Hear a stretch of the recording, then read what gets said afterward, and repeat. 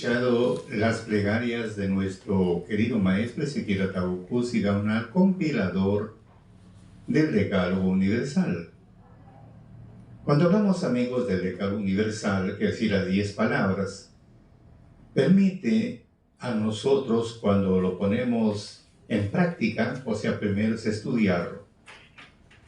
Según la Escritura, nos da los pasos a seguir. Vemos en el caso de Deuteronomio 31, 11 y 12, cuando Moisés le recomienda a Josué, él le dice: vas a reunir a todo el pueblo para que primero escuchen la ley de Dios o escuchen Torah, después que escucharon, que lo aprendan, y después que lo aprenden, que teman y lo pongan por obra. Fíjese, primero es escuchar. Como decía nuestro Mesías, oír y entender. Dos cosas, oigan y entiendan. Entonces, primero es escuchar, oír primero. Y lo que empezamos a oír, tenemos que ponerlo en práctica. A esto se llama cuando empezamos a estudiar. Permite orientarnos al cultivo de los valores morales, la afirmación de la unión matrimonial, la unión familiar, etc. Nos enseña, nos instruye para buscar que controlar nuestras emociones negativas, llámese así como el miedo, la ansiedad, la ira, la tristeza, la depresión. Nos ayuda, nos orienta a controlar nuestras emociones, a nuestros impulsos violentos, que a veces somos agresivos. Tratamos de querer dominar a través de la desgracia o a través de levantar la voz. Entonces, eso nos impulsa a tratar de controlar esos momentos violentos, agresivos. Nos ayuda a controlar nuestras emociones, nuestros impulsos, nos ayuda a controlar nuestras pasiones. A veces somos demasiado apasionados, capaz de dominar la voluntad y perturbar la razón, como el amor, el odio, los celos, la ira intensa. Entonces nos ayuda a controlar esas pasiones, a someterlos. Eso nos ayuda. Como vemos en el caso cuando Dios le dijo a Caín le dijo lo siguiente, dijo así, en Génesis capítulo 4, versículo 6, Yahvé le dijo a Caín: ¿por qué te enojas y vas con la cabeza agachada? Si tú obras bien, tendrás la cabeza levantada. Y esa es una gran verdad. Cuando nosotros obramos mal, nos sentimos mal y andamos agachados. Cuando vemos a alguien que le ha perjudicado, lo primero que voy a agachar la cabeza o voy a cambiar de ruta. No quiero que encontrarme con esa persona. Por eso dice: si tú obras bien, tendrás la cabeza levantada, no tienes de qué avergonzarte. Y el único órgano que no aprendió a mentir son los ojos. Entonces, por eso dice: si tú obras bien, tendrás con la cabeza levantada. En cambio, si haces el mal, el pecado está agazapado a la puerta de tu casa. Él te acecha como fiera que te persigue, pero tú debes dominarlo. Entonces, hasta uno nos da una opción de dominarlo, porque no podemos ser todo el tiempo: yo soy así, nadie me cambia. Como que no es que nadie te cambie, sino tienes que cambiar sí o sí. ¿Por qué? Porque te has convertido no en una rosa, sino en un cactus, que te miran de lejos nada más y de cerca no quieren estar ni un centímetro cerca a tu lado, porque inmediatamente vas a pinchar. Pero en cambio, no recomienda ser como una flor Cuando es una flor, el que menos se acerca para inhalar el aroma, para acariciarlo, qué sé yo. Por eso la Escritura nos recomienda tratar de ser como una flor, más no como un cactus lleno de espinas que nadie quiere acercarse a tu lado. Entonces, evitar. Por eso Dios nos llama para hacer ese cambio. Para hacer ese cambio se hace mediante la doctrina, porque la doctrina nos va a orientar que no está bien lo que estamos haciendo. Como dije al inicio, tiene que ser buscar el equilibrio, que significa ser una persona templada. Como dijo Sócrates, es el punto medio entre dos extremos. ¿Ven? Ser templados y después ser pacientes. Entonces, esa es la doctrina que nos instruye, enmarca nuestros pasos, nos proporciona una guía, un horizonte. Eso debemos tomar en cuenta. Bueno, repasando el mensaje de nuestro querido maestro, que él emitió, muy hermoso, muy bonito. Tengo acá pues este mensaje, está su firma, ahí está su firma, su sello, lo que impartió, buscar a Dios en espíritu y en verdad. Dice lo siguiente, vamos a avanzar un poquito más, para que vuestra fe no está fundada en sabiduría de hombres, que el día de ayer hemos hablado. Nuestra fe no está fundamentada en sabiduría de hombres. Ayer hemos esclarecido sobre este punto. Más en poder de Dios. Pero Dios nos reveló a nosotros por el Espíritu, porque el Espíritu todo lo escudriña, aún lo profundo de Dios. Porque ¿quién de los hombres sabe las cosas del hombre, sino el Espíritu del hombre que está en él? Así tampoco nadie conoció las cosas de Dios, sino el Espíritu de Dios. Lo cual también hablamos no con otras palabras de humana sabiduría, más con doctrina del Espíritu, acomodando a lo espiritual a lo espiritual. Ese el día de ayer hemos leído 1 Corintios 2, 5, 10 al 13, versículos 14 y 15. Entonces, eso hemos estado hablando el día de ayer. Por eso dice, aún tampoco nadie conoció la cosa de Dios, sino el Espíritu de Dios, el que conoce y el que instruye a la persona, lo edifica, lo conduce, es el Espíritu de Dios. Hasta ahí hemos entendido. Luego avanza en este mensaje, dice, precisamente para la construcción del primer templo, Dios entregó la ley en letra, en tabla de piedra del corazón. Vamos a entender esta parte. Precisamente para la construcción del primer templo, Dios entregó la ley en letra, en tabla de piedra del corazón. Piedra quiere decir dureza. Vamos a entender esta parte. Con la construcción del primer templo, Dios entregó la ley en letra. En letra, vamos a abrir un poquito. Para la construcción del primer templo. Encontramos dos sentidos primero vamos a entender del templo. Primero vamos a entender el templo y después vamos a avanzar, porque dice acá, para la construcción del primer templo, Dios entregó la ley en letra, en tabla de piedra del corazón. ¿Cómo se entiende este misterio? Cuando hablamos del templo, en hebreo, o sea, Bet Elohim, que es decir, la morada de Dios. Es el templo, la morada de Dios.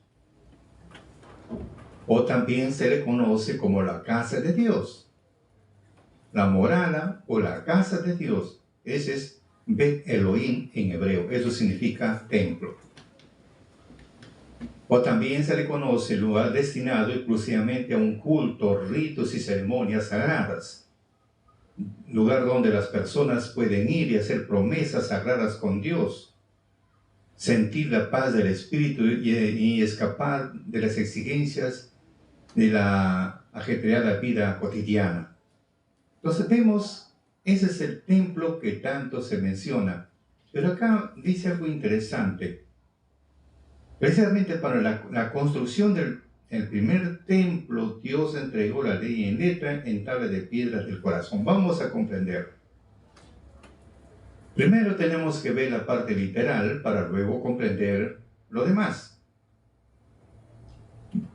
En el caso de Moisés, primero tenemos que empezar por ahí. Como Moisés dejaba al pueblo, avanzaba, la nube iba adelante, la columna de nube iba adelante, y cuando Moisés quería conversar con Dios, tenía que regresar otra vez al monte Sinaí. Eso dice la historia. Ahí conversaba con Dios, otra vez regresaba a seguir con el pueblo, llevándolo a lo que Dios había destinado a la tierra prometida. En este caso, primero a recibir los mandatos divinos. Pero ahí Dios, en el segundo año ya de su salida, después que ya recibieron los mandamientos, todo, para que converse Dios con Moisés, o Dios con Moisés, o Moisés con Dios, le manda construir un santuario. Le manda construir un santuario. Y le da todas las medidas, cómo tenía que hacerlo, de qué material, etcétera, etcétera, cómo tenía que ser, le da todas las medidas. Lo que yo estoy mencionando está pues en Éxodo capítulo 26, en el capítulo 27, en esos dos capítulos está cómo tenía que ser la construcción del santuario. Y el santuario está compuesto de tres puntos, digamos así, que es el tabernáculo, viene a ser que en el tiempo de Salomón lo llamó el mar de bronce, viene a ser el lavacro, donde el sacerdote se lavaba las manos y los pies, y el altar del holocausto, el altar para el holocausto. De estos tres puntos constaba, y el conjunto de los tres cerrados significa santuario. Pero vamos al campo del tabernáculo. El tabernáculo, en ese tiempo, las medidas fueron de 10 codos de ancho por 30 codos de largo. 10 de ancho por 30 de largo y 10 de alto. Según el codo real, 50 centímetros. Entonces, en el tabernáculo estaba dividido en dos partes, el lugar santísimo y el lugar santo. En el lugar santísimo estaban las tablas de la ley, o sea, el arca del pacto, donde Dios le dijo, vas a hacer un arca, vas a ponerle con una tapa, con dos querubines frente a frente, mirando hacia la tapa, que en la Biblia se llama cubierta, mirando los dos arcángeles, mirando hacia abajo, y del centro de esos dos ángeles Dios hablaba, de ahí salía la voz. Y Moisés iba, por eso que le llaman el oráculo, o sea, ¿no? el lugar de oración. En la Biblia le llama, vamos a ver un momentito, el nombre que le da, se llama oráculo. Oráculo es su nombre. En el tiempo del rey Salomón le llamó oráculo, o sea, el lugar donde se va a orar. Pero ¿por qué ese lugar? Porque como salía de los dos querubines, salía la voz. Llames así, que a esto se le llama el lugar donde se invoca el nombre de Dios. ¿Qué es invocar? Nuestro maestro dice predicar, pero vas a la palabra neta, vas a encontrar qué significa pedir auxilio. Ese es invocar. Como dice Romanos, el que invocar el nombre del Señor será salvo. Así como Pedro pidió auxilio, no me dejes morir, entonces Jesús fue, extendió su mano, lo cogió con la suya de Pedro y lo jaló, porque estaba hundiéndose. Y le dijo, hombre de poca fe, ¿por qué dudaste? Entonces encontramos acá que la palabra invocar significa pedir auxilio. Y cuando uno está en peligro, viene, en este caso, pedimos auxilio y luego nos libera de ese problema. En este caso, él tenía un problema que se iba a ahogar, lo liberó de eso, lo salvó. Entonces, por eso dice, todo aquel que invocar el nombre del Señor será salvo. O sea, te libera de cuál peligro que tú estás rodeado o estás metido en ese problema. Entonces, si pides de corazón, inmediatamente te va a liberar. Por eso dice 2 Samuel 6:2, vamos a aclararlo, mejor con la Biblia, para estar más tranquilos. 2 Samuel, capítulo 6, versículo 2. Levantóse David y fue con todo el pueblo que tenía consigo de Baal de Judá para hacer pasar de allí el arca de Dios. Estamos hablando del arca, donde estaba dentro del arca, estaba las dos tablas de piedra, en dos tablas de piedra, estaba el maná y la vara de Aarón que había progresido, se había reverdecido.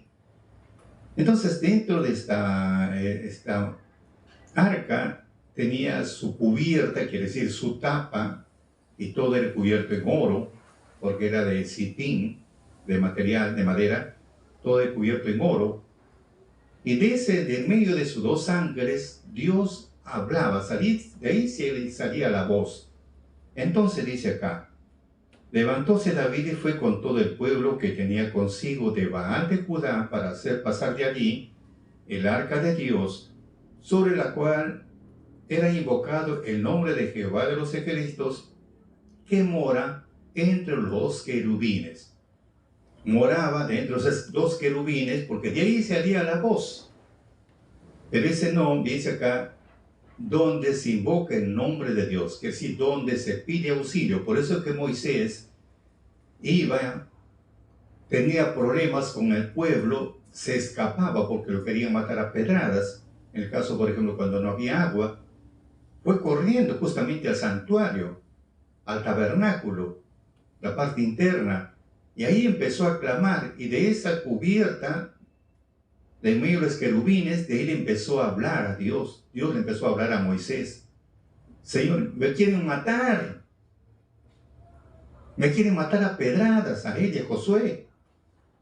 Ahí cuando le dice, ¿qué tienes en tu mano? Tengo una vara. Ese viene Callado, también su nombre, Callado, vara.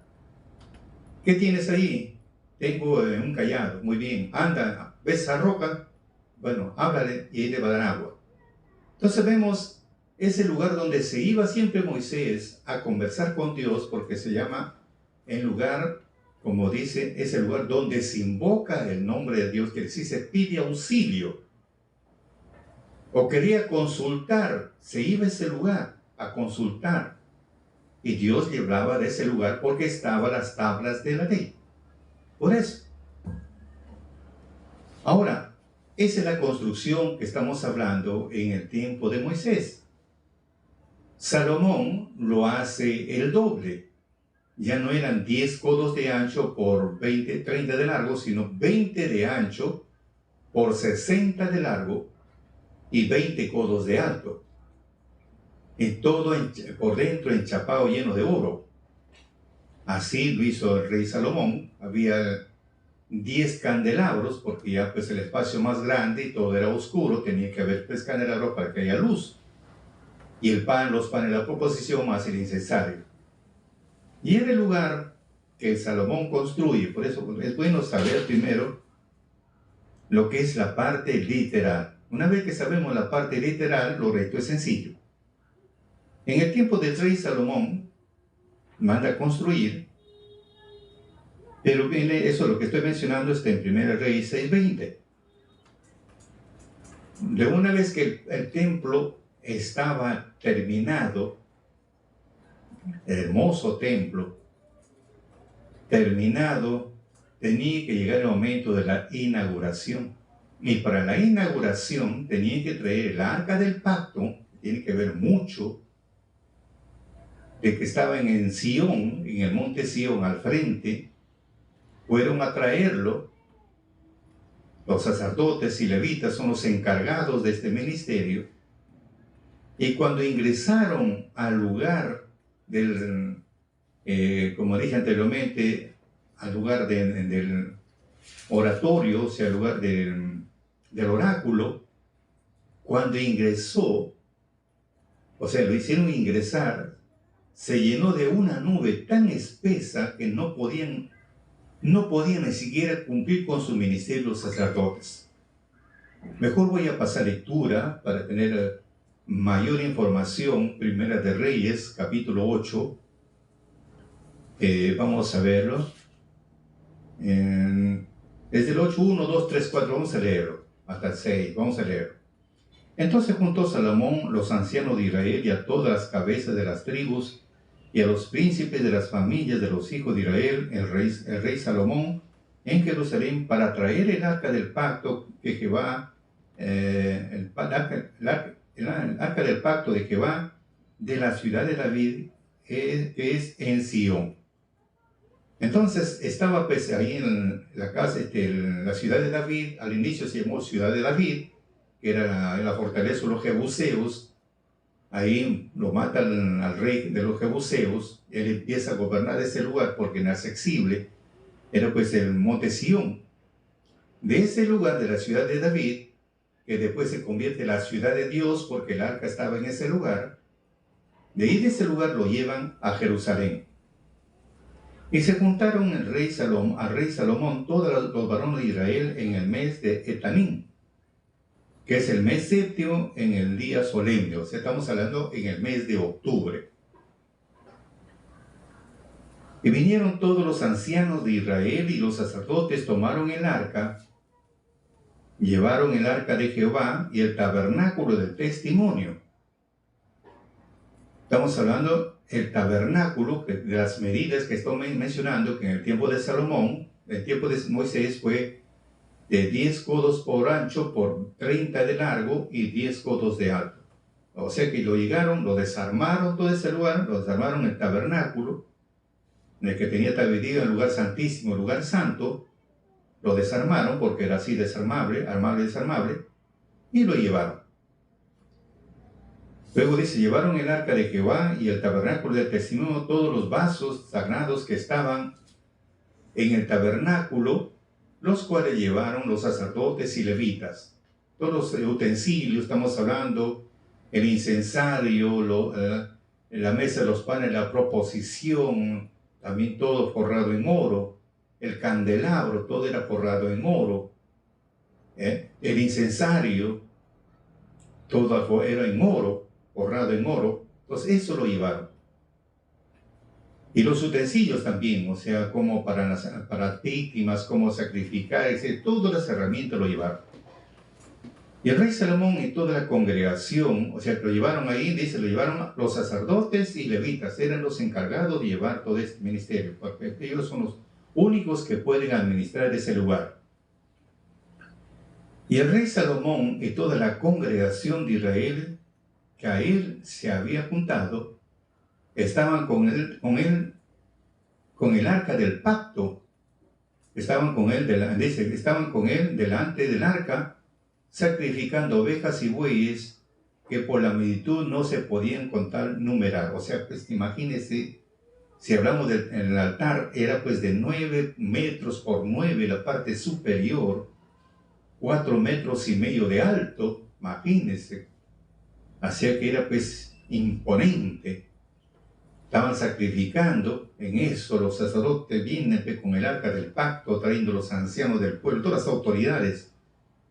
Y los sacerdotes metieron el arca del pacto de Jehová en su lugar, o sea, en el lugar santísimo, en el oráculo de la casa, en el lugar santísimo. O sea, el lugar santísimo se llama el oráculo, porque ahí es cuando uno se va a orar, es decir, a invocar.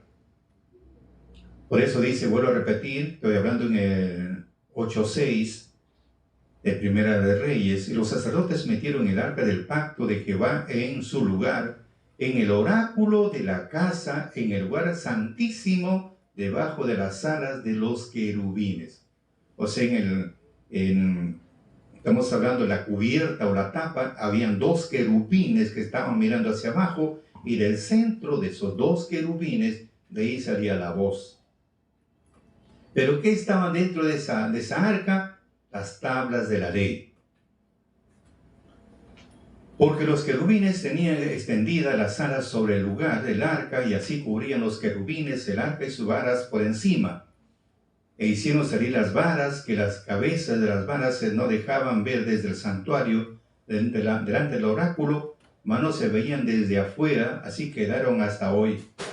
En el arca, según cosa, había más de las dos tablas de piedra que había allí puesto Moisés en Horeb, donde Jehová hizo la alianza con los hijos de Israel cuando salieron de la tierra de Egipto. 10. Y los sacerdotes salieron del santuario, la nube hinchó la casa de Jehová, la nube hinchó. Y los sacerdotes no pudieron estar para ministrar por causa de la nube, porque la gloria de Jehová había henchido la casa de Jehová. Entonces Salomón dijo, Jehová ha dicho que él habitaría en la oscuridad. Entonces vemos, mientras el templo, estamos hablando del templo, que viene a ser la morada de Dios, mientras no venga no lo coloque en el arca del pacto, era vacío. Claro, adornado, lleno de oro, etcétera, etcétera, pero era vacío. Pero una vez que ingresó el arca del pacto el lugar que le correspondía, se llenó de gloria, como dice acá, de una nube tan espesa que los mismos sacerdotes no podían realizar su ministerio como sacerdotes. Ahí cuando viene Salomón, empieza a hacer su oración ante Dios, hace su discurso y su plegaria, el rey Salomón, la dedicación al templo, y ahí ruega, dice por ejemplo, oye pues la oración de tu siervo y de tu pueblo Israel, cuando oraren en este lugar, también lo oirás en el lugar de tu habitación desde los cielos, que oigas y perdones, cuando alguno hubiere pecado contra su prójimo, y le tomaren juramento haciéndole jurar, y viniere el juramento delante de tu altar en esta casa, tú oirás desde el cielo, y obrarás y juzgarás a tus siervos, condenando al impío, tornando su proceder sobre su cabeza, y justificando al justo para darle conforme a su justicia. Cuando tu pueblo Israel hubiere caído delante de sus enemigos por haber pecado contra ti, y a ti se volvieren, confesaren tu nombre, y oraren, y te rogaren y suplicaren en esta casa, óyelos pues tú en los cielos, y perdona el pecado de tu pueblo Israel, y vuélvelos a la tierra que diste a tus padres. O sea que empieza a hacer sus súplicas, que todo, que algo pase en ellos, que vengan a esa casa, y Dios va a escuchar desde lo alto. Incluso dice en el 38, toda oración y súplica que hiciere cualquier hombre o todo tu pueblo, cuando cualquiera sintiere la plaga de su corazón y extendiere sus manos a esta casa, tú oirás en los cielos, en la habitación de tu morada, y perdonarás y obrarás y darás a cada uno conforme los caminos cuyo corazón tú conoces, porque solo tú conoces el corazón de todos los hijos de Israel. Entonces vemos que realizan, Salomón hace sus peticiones, pase lo que pase, ven a esa casa y Dios va a escuchar desde lo alto. Ejemplo tenemos primero, para entenderlo un poquito, regresamos en el tiempo de Moisés. Moisés, para conversar con Dios, no simplemente se hincaba de rodillas en cualquier lugar, no. Se iba al tabernáculo, ahí oraba, porque es el lugar de oratorio, es el lugar donde se ora, o como dijo Samuel, el lugar donde se invoca el nombre de Dios, porque ahí estaba el arca del pacto, y Dios hablaba de en medio de sus dos querubines. Pero allá me está mencionando que cuando vengan a esa casa, Dios los escuche. Luego Dios le da una respuesta. Le da una respuesta después que hace sus plegarias, todo. Dios se le aparece a Salomón. se le aparece y le dice así, 1 Reyes 9:3, 2 y 3. Jehová apareció a Salomón, a Salomón la segunda vez, como le había aparecido en Gabaón. Y díjole Jehová, yo he oído tu oración y tu ruego, que has hecho en mi presencia. Yo he santificado esta casa que tú me has edificado. Ojo, vuelvo a repetir, yo he oído tu oración y tu ruego, que has hecho en mi presencia. Yo he santificado esta casa que tú me has edificado. Ya está esclareciendo que esa casa que Salomón construyó, Dios lo ha santificado esa casa. Luego dice, para poner mi nombre en ella para siempre. Sé que Dios le pone su nombre en esa casa que Salomón lo edificó, no solamente lo santificó, sino también ha puesto su nombre sobre esa casa. Y en ella estarán mis ojos y mi corazón todos los días. 4 puntos. Primero, dice Dios a Salomón, yo he santificado esta casa que tú me has edificado. Segundo, he puesto mi nombre sobre esta casa que tú me has edificado. Tercero, mis ojos estarán atentos en esta casa que tú me has edificado. Y no solamente mis ojos, sino también mi corazón todos los días. Entonces vemos que Dios lo llega a santificar la casa que Salomón le había edificado. Luego puso su nombre sobre esa casa y su ojo y su corazón está todos los días sobre esa casa. Hasta ahí estamos comprendiendo que al inicio Dios, para escuchar al pueblo, no lo escuchaba al pueblo, sino lo escuchaba a Moisés. Y Moisés, para conversar con Dios, se iba al tabernáculo. Primero al tabernáculo, que es el lugar santísimo, el lugar santo. Y en el lugar santísimo, el lugar del oráculo, estaba el arca del pacto, están las 2 tablas de piedra, y en medio de esos querubines, de ahí sale la voz, como dice Samuel, es el lugar donde se invoca el nombre de Dios, donde conversaba Dios con Moisés. Vemos ahí, Moisés lleva las quejas, lleva las aflicciones de su pueblo a conversar con Dios de este lugar, se convierte como un mediador.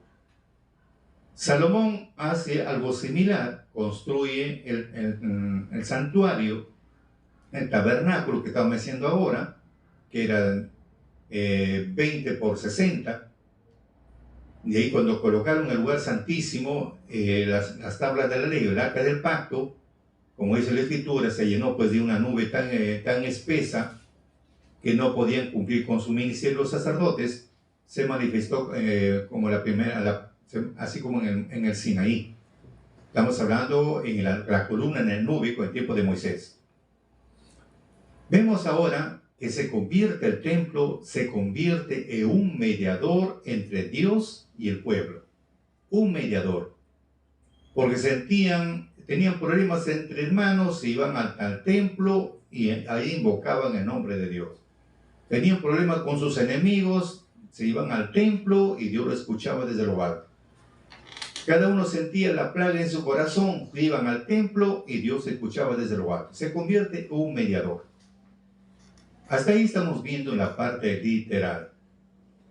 Porque dice este mensaje, dice, y precisamente para la construcción del primer templo, Dios entregó la ley en letra, en tabla de piedra, del corazón. No hay falta de entender.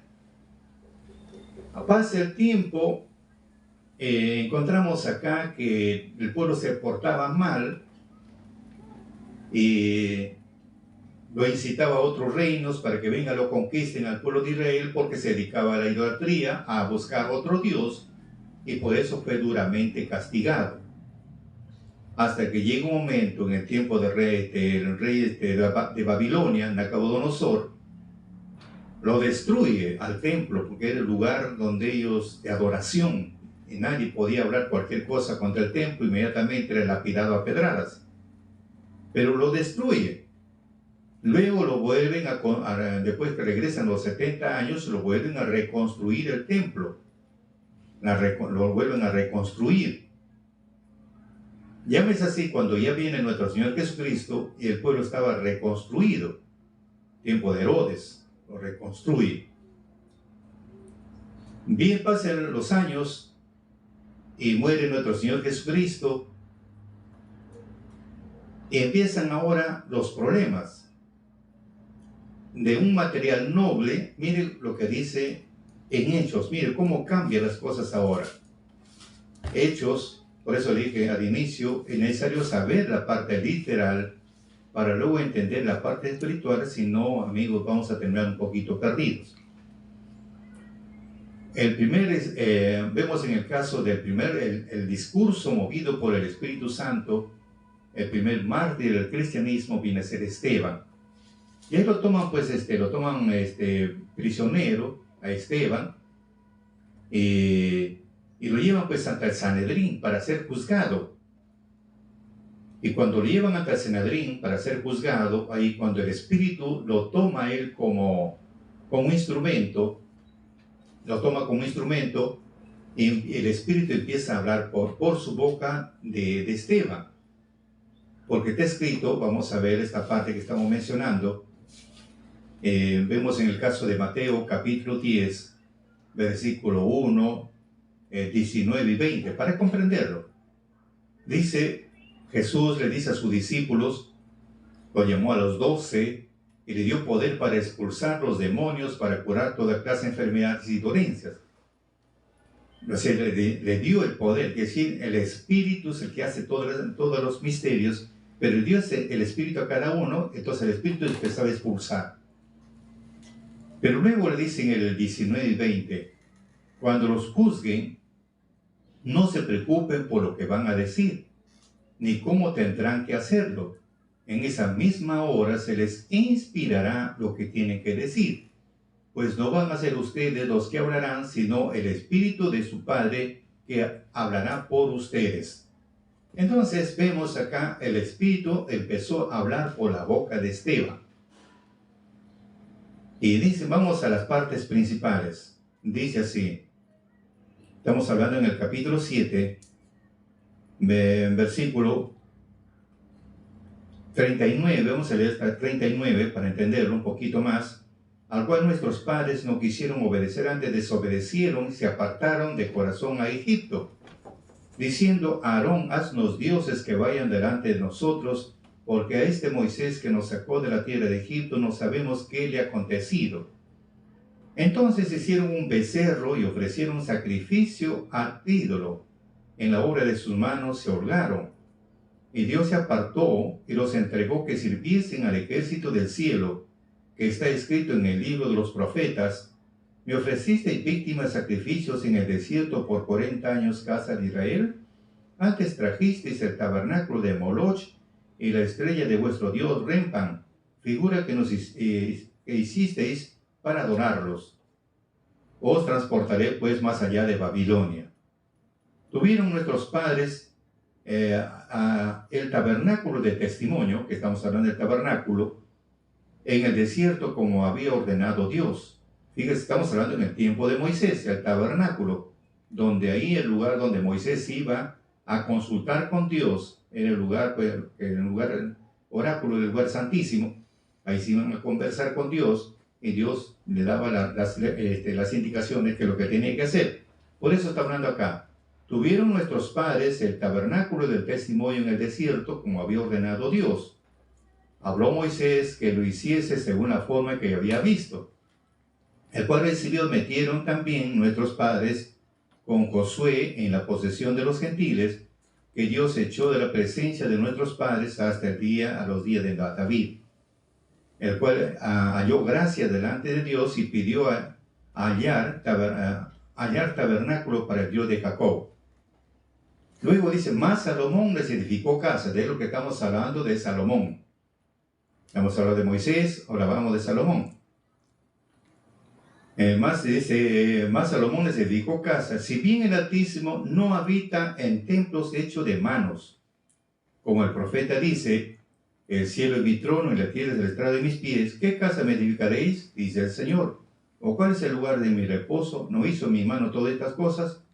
duros de cerviz e incircuncisos de corazón y de oídos, vosotros resistéis siempre al Espíritu Santo, como vuestros padres también vosotros. Entonces vemos acá, movido por el Espíritu, das un señor discurso, un discurso elocuente. Hablamos del primer martes del cristianismo, estamos hablando de Esteban. Y movido el Espíritu empieza a hablar por su boca ante el Sanedrín, les habla y le está diciendo bien claro todo el procedimiento, y luego le dice que Dios ya no habita en templo hecho por la mano del hombre. Por eso vuelvo a repetir, si bien el Altísimo no habita en templos hechos de mano, por decir, hechos de mano, las manos del hombre, ya no es hecho, ya no vive ahí. Desde ahí lo ha descuadrado a los que le estaban juzgando en el Sanedrín. Ya lo descuadró, que a la final taparon sus oídos y lo sacaron fuera del lugar y lo mataron a pedradas. Pero movido por el Espíritu. Ahora, muy bien, hasta ahí ya estamos comprendiendo que ya Dios no habita el templo, porque antes lo tomaba pues el templo como centro de adoración, como hemos visto en el tiempo del rey Salomón. Era el mediador entre Dios y el pueblo. Bueno, parece que hay un temblor. Sí, hay un pequeño temblor. Pero no es suave nomás, no se preocupe. Entonces, viene ya nuestro Señor Jesucristo. Encontramos algo interesante. Nuestro Señor Jesucristo, cuando va al templo y encontraba pues ahí a los cambistas, los que vendían ofrendas, y miren lo que dice. Jesús purifica el templo. Estamos hablando en el capítulo 2 de San Juan. En el capítulo 2, 13, vamos a leer desde el 13. Y estaba el arca cerca de la Pascua de los judíos, y subió Jesús a Jerusalén. Y halló en el templo a los que vendían bueyes, ovejas, palomas, y a los cambiadores sentados. Y hecho un azote de cuerdas, echólos a todos del templo, y las ovejas y los bueyes, y derramó los dineros de los cambistas, y trastornó las mesas. Y los que vendían las palomas dijo: quitad de aquí esto, no hagáis la casa de mi padre en casa de mercado. Entonces se acordaron de sus discípulos que está escrito, el celo de mi casa me comió. Y como los judíos respondieron y dijéronle: ¿qué señal nos muestra de que haces esto? Respondió Jesús y díjoles: destruir este templo, y en 3 días lo levantaré. Dijeron luego los judíos: en 46 años fue este templo edificado, y tú en 3 días lo levantarás. 21. Mas él hablaba del templo de su cuerpo. Fíjese cómo cambian las cosas. El templo en ese tiempo era el mediador entre Dios y el pueblo.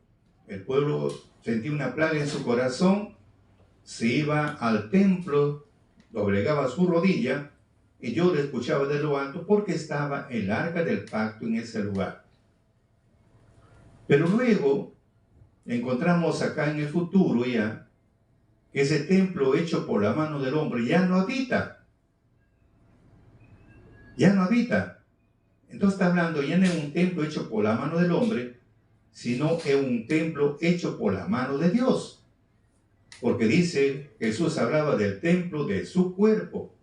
Y el que hablaba por la boca de Jesús era el Espíritu Santo, por no decir: maten a este hombre que al otro día lo voy a resucitar. Pero ¿por qué se convierte en un mediador? Porque en él estaba el arca del pacto. No es que lo tenía abrazado, sino estaba dentro de él, porque las palabras de Dios estaban grabadas en su corazón. Por eso que irradiaba esa fuerza sobrenatural. De ahí como irradiaba, entonces, a estar en las tablas de los mandatos divinos en su corazón, se convierte en un templo.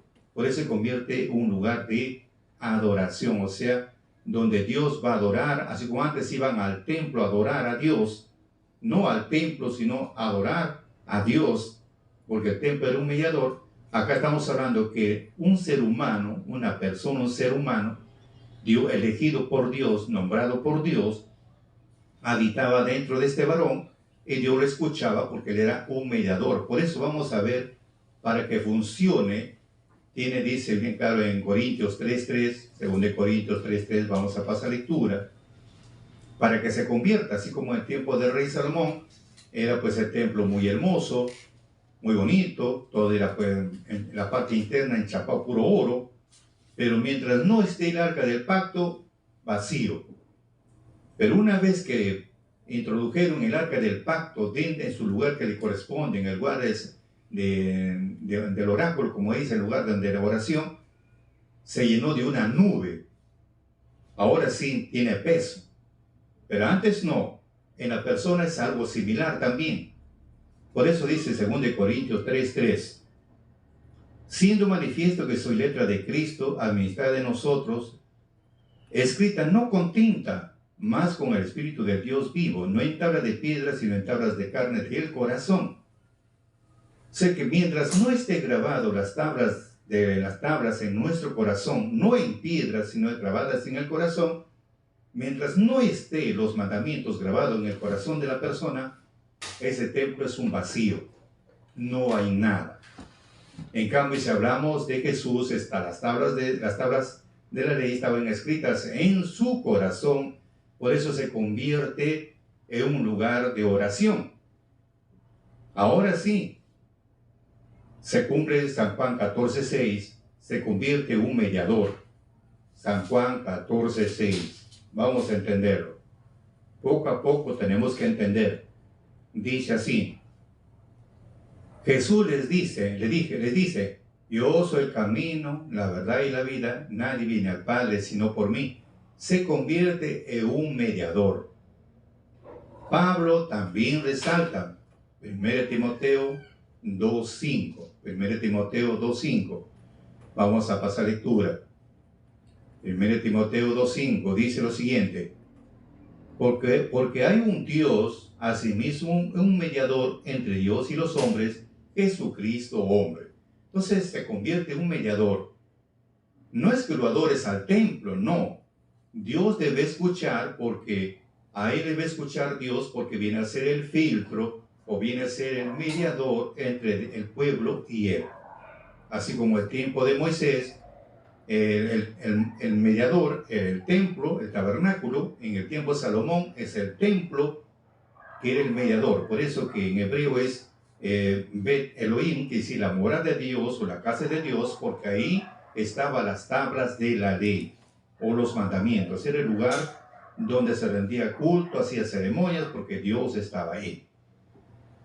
Ahora sí entendemos, porque hablamos de tabernáculo, es el lugar de morada, el lugar sagrado para los hijos de Israel. Ahora viene la otra parte. Dice acá, vamos a leerlo, precisamente para la construcción del primer templo, Dios entregó la ley en letra, en tabla de piedra del corazón. ¿Cómo es eso, tabla de piedra en el corazón? Primero, nosotros, para hacer un templo, primero vamos a terminar con esta parte para poder comprender. Ahora en ese tiempo, nos convertimos también en un templo de Dios, hecho por la mano de Dios, pero mientras no esté las tablas de la ley, como dice 2 Corintios 3.3, mientras no esté grabado por el Espíritu, dentro de nuestro corazón, somos un templo vacío. Podemos hablar muchas cosas, pero somos vacíos. Así como el tiempo del rey Salomón, mientras no venga el arca del pacto que lo trajeron de Sión, mientras no ingrese a su lugar que le corresponde las tablas de la ley, no funcionaba. Era simplemente una casa muy hermosa, lleno de oro, revestido de oro. Mas no había más. Pero una vez que ingresó el arca del pacto en su lugar, se convirtió ahora en un cuerpo, o sea, un templo glorificado. Por eso dice, yo lo he santificado esta casa, que tú me has edificado, he puesto mi nombre sobre esa casa, que tú me has edificado, mis ojos y mi corazón están todos los días sobre esta casa que tú me has edificado. Hasta ahí estamos comprendiendo. Y nosotros para hacer un templo, para que Dios habite en nosotros, mientras no esté las tablas de la ley o la Torá grabado en el corazón del hombre, no humanamente estamos hablando, sino que Dios lo tiene que grabar en las tablas de nuestro corazón, nos convertimos en un templo. Mire lo que dice Pablo, 1 Corintios capítulo 3, 17 y 16. ¿Cómo recomienda? Si alguno destruye el templo de Dios, entonces nos convertimos en un templo de Dios, nos convertimos en un templo, pero de Dios. Si alguno destruye el templo de Dios, él mismo será destruido por Dios. Es como dice en Isaías, si nuestro comportamiento no es bueno, nuestro comportamiento es pésimo, el mismo espíritu que hemos recibido, ese mismo también se irá contra nosotros hasta destruirnos.